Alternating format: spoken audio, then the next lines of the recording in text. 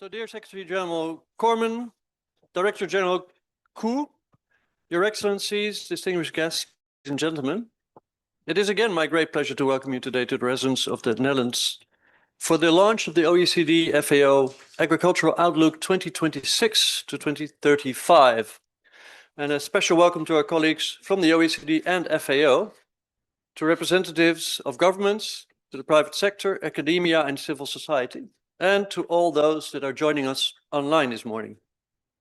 The Agricultural Outlook has become an indispensable reference for policymakers, researchers, businesses, and farmers around the world. At a time of growing geopolitical uncertainty, climate pressures, market volatility, and evolving consumer demands, reliable analysis and forward-looking perspectives are more important than ever. Agriculture remains at the heart of some of the most pressing issues of our time, such as food security, sustainability, economic development, and resilience. And the choices we make today will shape not only agricultural markets of today and tomorrow, but also the well-being of future generations. The Netherlands is proud to support multilateral cooperation and evidence-based policymaking in this field. And we are equally proud of the contribution of Dutch knowledge institutions, including Wageningen University Research, to advancing sustainable and resilient food systems worldwide. So again, I would like to thank the OECD and FAO, and especially the teams that have been working so hard in producing this outlook and for bringing us together today. And with that, it is my pleasure to invite OECD Secretary General Mathias Cormann to deliver his remarks. The floor is yours, Mathias. Well, thank you very much, Jochem, the Ambassador Wiers, I should say. Distinguished guests, colleagues, friends all, a very warm welcome to this launch of the OECD-FAO Agricultural Outlook 2026 to 2035. Our food systems are under pressure.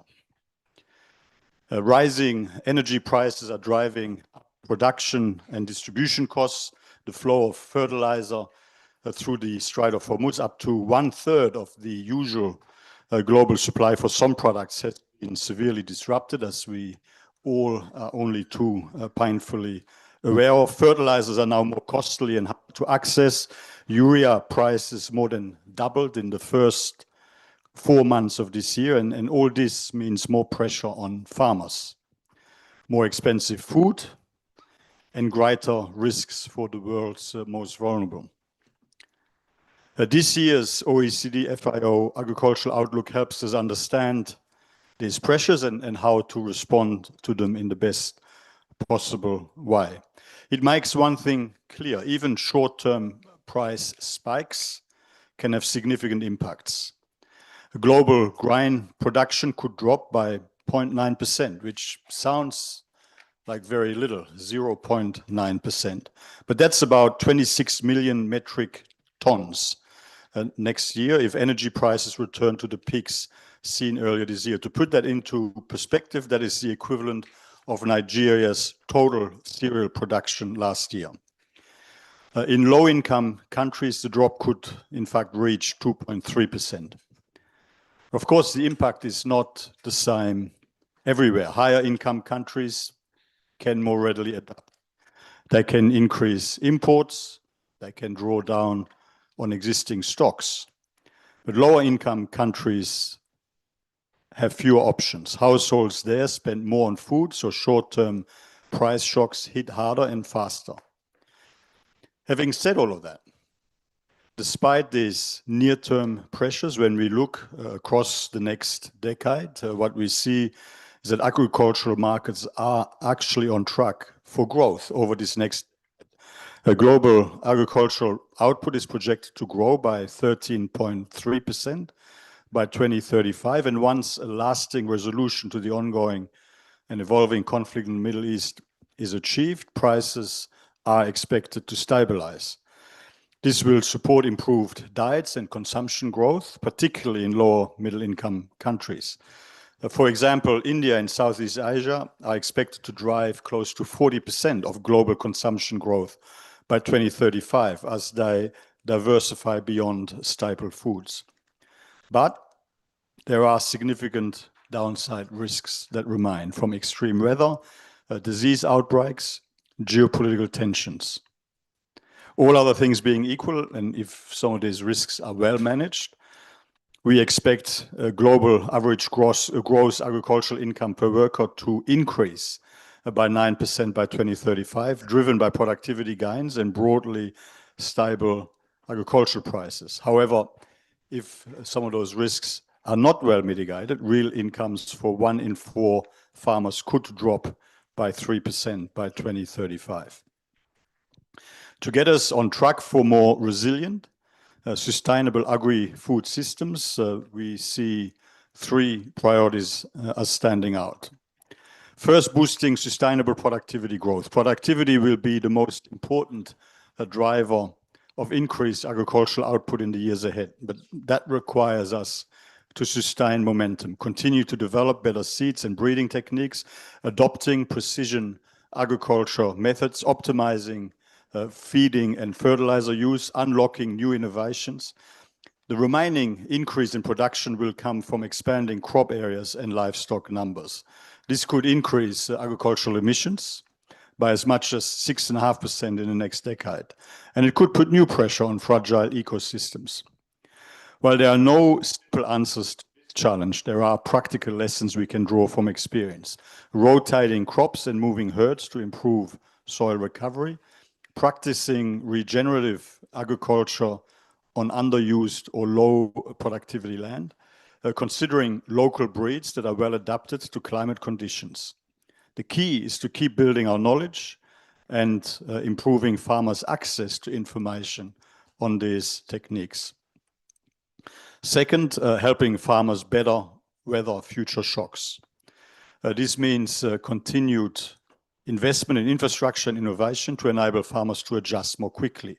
Stronger risk management tools, such as targeted insurance schemes, can help lower financial exposure. Support to diversify farmers' income, for instance, by combining farming with direct sales or tourism, can reduce reliance on a single revenue source. And in times of stress, targeted and temporary support might also be needed. Our global forum for agriculture in November will explore these and other issues and will provide a platform to share policy approaches to further strengthen agricultural resilience and food security. Third, and very importantly, keep agricultural markets open and functioning. 23% of agricultural products cross borders today, up from 16% 26 years ago. The demand for imports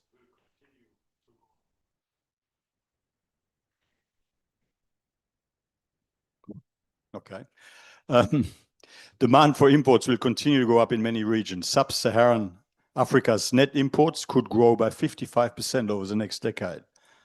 The Near East and North Africa by 34%. And at the same time, trade in agricultural product markets in low-income countries is comparatively limited. It's limited by insufficient transport infrastructure, inadequate storage facilities, and inefficient customs and border procedures. These are gaps that good policy and good administration can help close. When global agriculture markets function well, disruptions are easier to absorb. Price spikes are better contained and food security is stronger. So in conclusion, our food systems are under pressure and our farmers are, again, on the front line of rising energy and fertilizer costs. Their resilience is our food security. Protecting their resilience means better support to weather shocks, sustained investment in productivity, and open, well-functioning global markets. It also means continued investment in infrastructure, innovation, sustainable productivity growth. I mean, these are all policy choices that will help shape the future of our food supplies and the livelihoods of millions of people around the world.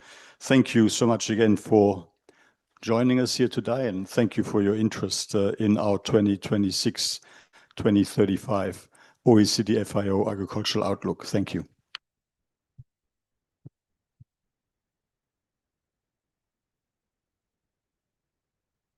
Excellencies, ladies and gentlemen, this is the 22nd edition of the OECD-FAO Agricultural Outlook, confirming it has firmly positioned itself as a cornerstone of the evidence-based policy dialogue.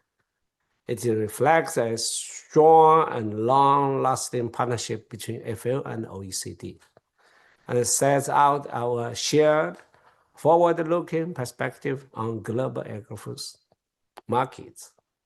The outlook shows that the fundamental drivers of the global agri-food system will remain the same of the next decade.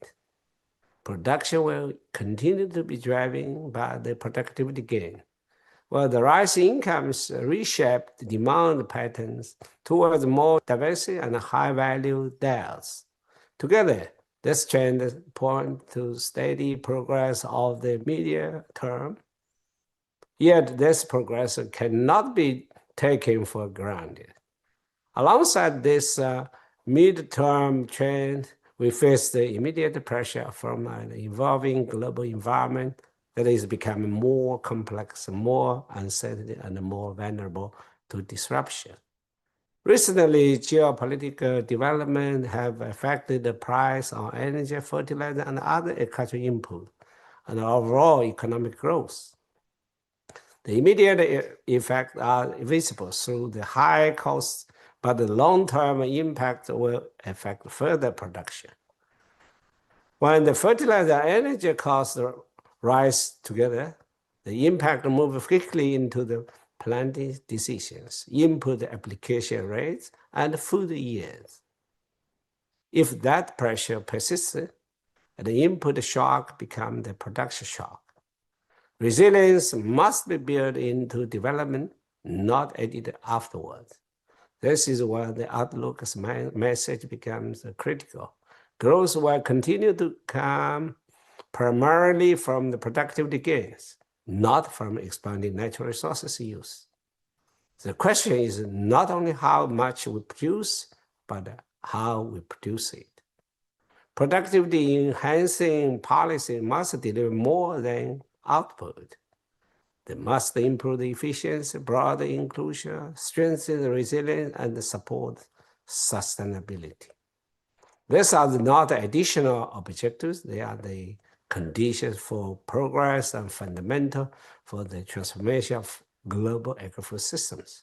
Dear colleagues, Outlook also shows that the demand is evolving unevenly. In many regions, diets are improving, while in others, food insecurity persists. Food must be available, accessible, and affordable to everyone, everywhere, and every day. This requires connecting productivity gains with the income growth, better functioning markets, and improved access to the food for the most vulnerable with increasingly constrained resource systems. These constraints are also visible on the environmental side, confirming that food security, sustainable development, and climate action must be addressed coherently. The same pressures also shape the livelihood and income stability. Incomes may rise on average, but vulnerability and volatility remain. Stronger system, broader opportunities, and greater inclusion are essential. Finally, the outlook reminds us of the fundamental reality.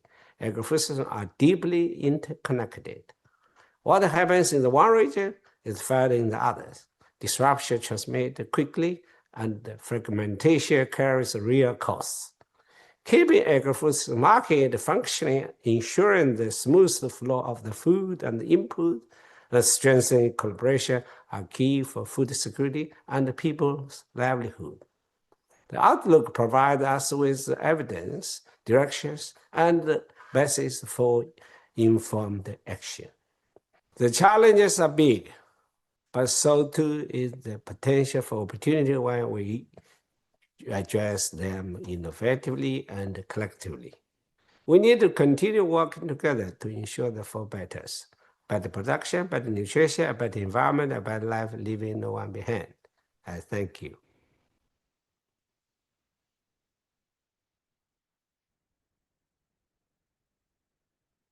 So that gives me the opportunity to thank our Secretary General of the OECD, dear Mathias, for your introductory remarks, as well as the DG of the FAO that you just saw.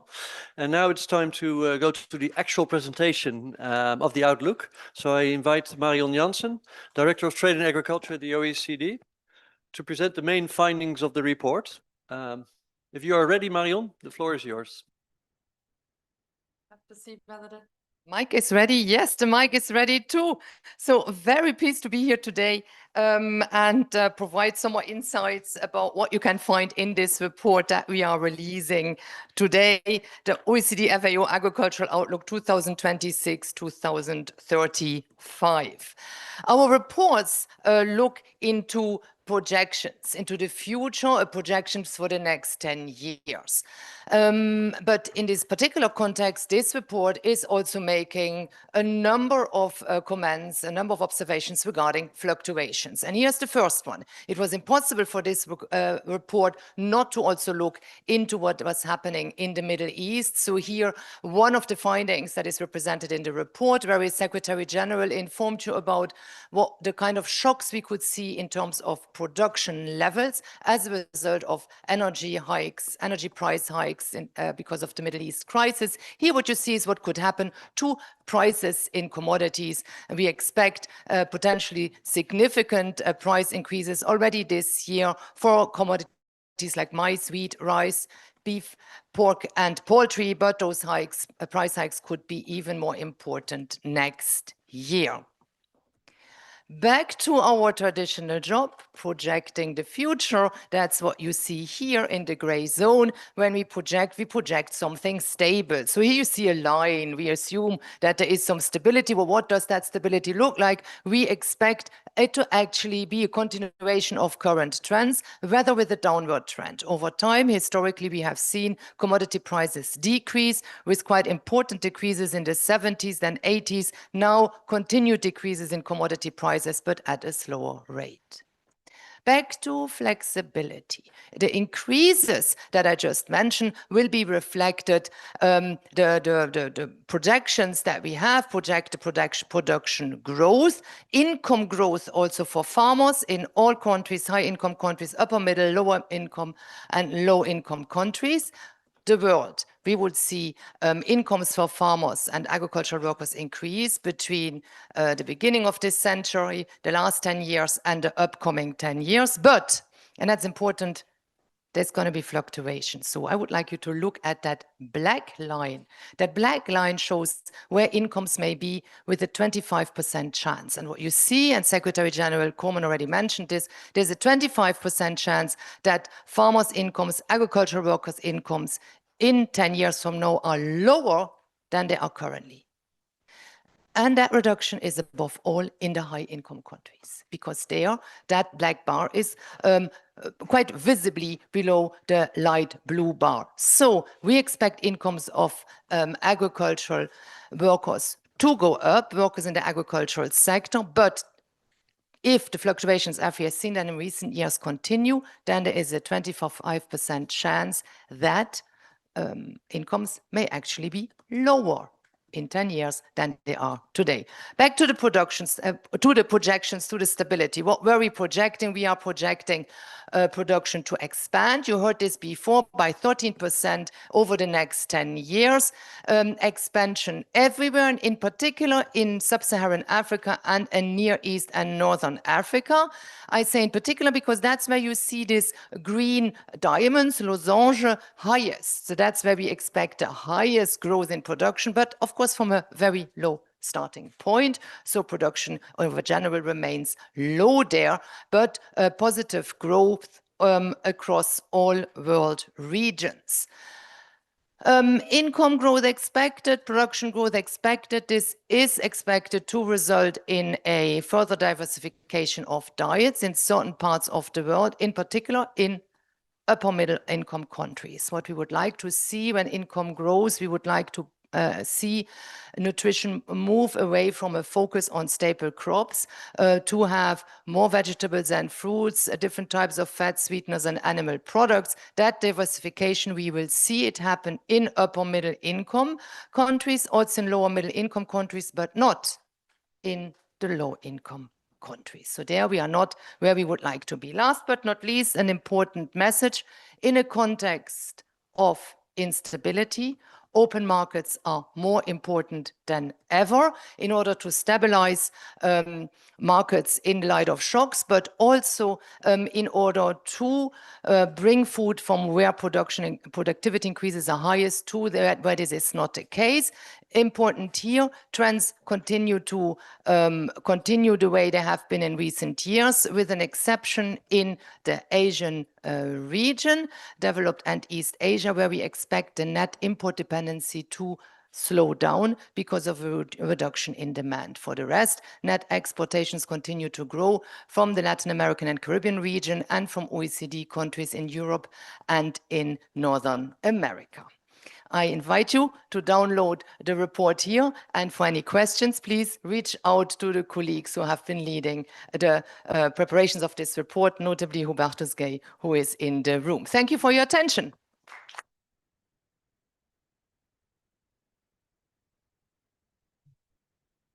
Well, thanks very much, Marion, for those concise, but also very insightful presentations.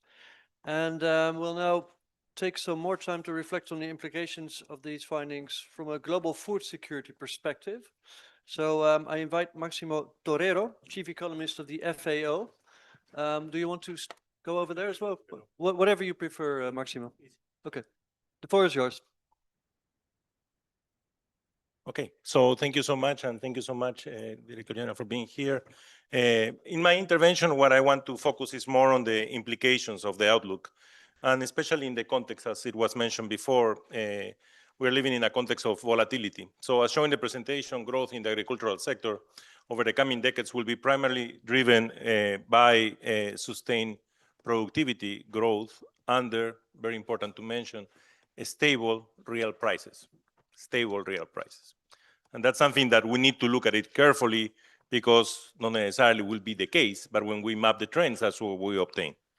So the future increases in incomes will rely less on market conditions and more on ability of production systems to perform under tighter margins. And that's what we are observing right now even. No? The input prices are going up, commodity prices are still low, very tight margins, but the system seems to be strong and resilient to try to move forward. And therefore, any enhancement in productivity is essential. And that's the whole goal behind and the major recommendation here. And if we want to do this type of enhancements of productivity, we cannot do generic recommendations. It means that we have to look carefully at countries' production systems and to understand where those efficiency gains will be the ones that will reduce the yield gaps, and in other cases where technology like mechanization, innovation in digital technologies, the use of artificial intelligence, and market integration and market access will allow us to finance these type of activities. So the challenges are not simple to raise productivity, but to identify the key constraints and to address what are the required interventions and investments that are needed to be able to achieve that. And we also want to achieve a second goal, which is increase efficiency in emissions, so reduction of emissions, while we have to keep producing more. So here is where the diagnostic part is essential, and the work that we have to do is to try to focus on targeting specific bottlenecks, targeting where there are opportunities, where there are inefficiencies in policies, and at the same time identifying what are the proper policies that allows productivity enhancing investments to become a driver of both growth and resilience in this increasing volatile environment. And achieving this requires significant inputs and combining not only the outputs, but also looking at the input market. It's very interesting to see after the war in Ukraine, many countries start to build up plans in terms of inputs, especially fertilizers. Sadly, when the Strait of Hormuz was closed, we were able to assess that none of those plans were implemented. And very dramatic cases in big exporting countries in the south of South America, but also in Europe, which came up later, and now they have launched their new plan. So the outlook is also a reminder that the path of this trend is not guaranteed unless we do the changes. When the margins are tight, volatility in input prices, weather, and commodity markets has a much greater impact in outcomes. And the challenge, therefore, is not only to raise productivity, but also to ensure productivity-led growth remains resilient to future shocks. And at FAO, we keep calling that this is a system, the agri-food system, that is under risk and uncertainties. Uncertainties, we don't know. They will come, and we have to cope with them. That's capacity of absorption, capacity of resilience. Risks, we know. For example, El Niño, we knew. Strait of Hormuz, we didn't know. It was a surprise. So we need to be prepared for those. And that's the only way these trends will become reality and we will reduce that volatility. Now, we need to understand also how these volatilities are happening and what are behind them. And I think the outlook incorporates a short-term analysis of higher oil and fertilizer prices, highlighting that the key concern is not only higher costs today, but their impact on future production. You know, today we observe, for example, that oil prices, Brent oil is at 72.4, I think, despite still there is conflict happening in that area. So you ask the question, just the signal that there was a peace agreement will reduce the price of Brent oil? And the answer is no. It's very far from the signal. It is because consumption has been adjusted because of the supply shock. So demand is very close to what we have in COVID-19. And at the same time, there was a significant release of oil from China, which has an excess of reserves. So they release also urea.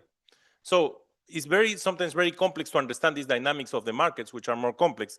And that's where we need to work strongly to try to understand those so that we can make a transparent system. And that's also the role of the Agricultural Market Information System that is trying to bring that transparency in the system. And also resilience depends on improving efficiency use. And we continue to promote, for example, soil mapping. Why? Because what you need in inputs and the blending you use is the difference between what you plant and what the soil has. And I am sure Waganin can know very well this. So that's what we need. But if we don't know what the soil has, then how we can do a proper blending? And typically the blending is just automatic, 30, 30, 40 of NPK. No? And there is a lot of waste of fertilizers. And we are making, especially smallholders, to spend money in things that won't create a change in yields. And that's where we need to work carefully. But also we need to reduce asymmetries of information. When people come out and say that Africa is going to go to hunger because of the fertilizer prices, that's not necessarily correct, no? Because the intensity of use of fertilizers in Africa is very low. So some countries have high intensity, but yields won't be affected so much as it will be affected in big producing countries that require those inputs. Of course, there are countries that will be impacted. Nobody's saying that they are not. But it's not the major reason why they will increase the hunger situation. So again, I think we need to look at this very carefully. And the other side of the equation is the demand side, no? And the outlook projects continued dietary diversification in many middle-income countries as incomes rise over the coming decades. However, on the demand side, progress remains much slower in low-income countries where affordability constraints continue to limit access to more diverse nutrition diets. And we have seen that in the number of people that cannot access a healthy diet. No, it's 2.4 billion, is close to a third of the overall population. This number goes up, especially in Africa and in some parts of Southern Asia. So again, if there is this transformation and income starts to grow higher in those countries, of course, the request and the demand will increase the pressure over other types of commodities, not only over cereals, but also, of course, over high-value commodities. That's what the diversity of the diet we need. So there is a lot of potential here to look at opportunities that will increase also this demand, that will allow farmers also to have better prices so that we can match what the demand requires and that which push you towards a healthy diet, towards the supply, is trying to do that. So the outlook also highlights the need to move from a broader environmental commitments to practical policy design. While productivity gains reduce emission intensity, total direct emissions from the agriculture and the agri-food system is still projected to rise as production expands. Managing these trade-offs requires aligning incentives and investment decisions with environmental objectives. This also depends on stronger data systems, harmonized metrics, and integrated modeling so that we understand the consequence of the actions. So our motto, for example, in FAO is good food for all for today and tomorrow. And the tomorrow is the reduction of those trade-offs, those hidden costs that we have been working so that we can understand what are the consequences of those reactions. So if a country wants to switch from intensity of production that creates a lot of emissions to lower intensity to create lower emissions, we need at the same time to assure that they can provide the food security that is needed and they can to supply to the world what they were supplying. So without credible and comparable data, it becomes much more harder to design effective incentives, assess trade-offs, and support realistic pathways toward lower emissions and agri-food system. And that's where the outlook is extremely helpful, as well all the work we are doing together with OECD.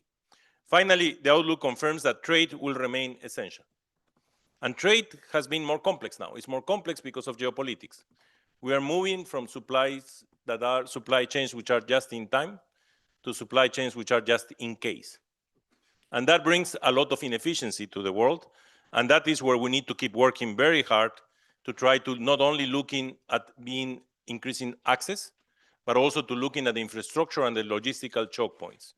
Today, what we have learned since COVID-19, then the war in Ukraine, now the Panama Canal, and then now the Strait of Hormuz, is that if we don't incorporate transportation, logistics, and operations in any analysis we do in trade at a very detailed level, we need to know what is moving, how it is moving, what are alternative routes, we won't be able to bring this together, and that's what a clear message is sent by this report.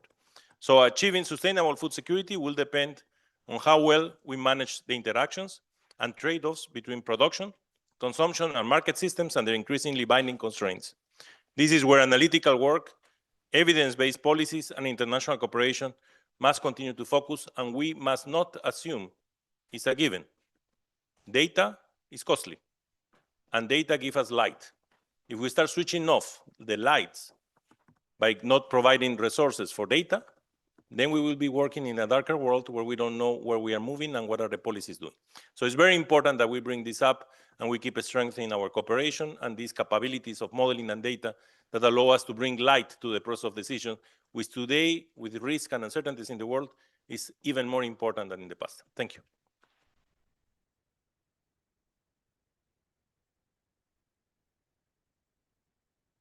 Thank you very much, Maximo, and quite a lot to chew on already. But there will also be a second part of this seminar.